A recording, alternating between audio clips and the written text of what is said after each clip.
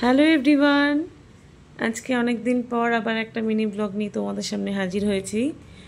এখন বাজে 5:40 আর যিনি ঘর ঝাড়ু করছে আর জনি ওখানে শুয়ে আছে, ওর একটুখানি শরীরটা খারাপ তার জন্য।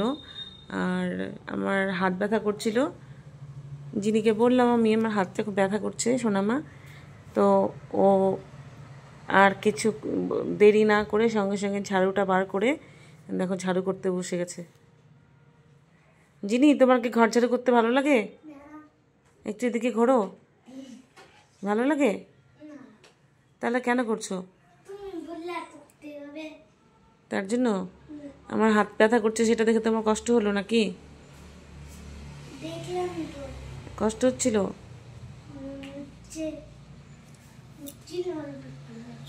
আচ্ছা, অল্প অল্প কষ্ট হচ্ছিল। তো চলো আজকের মতন মিনি ব্লগ এইটুকুই। টাটা।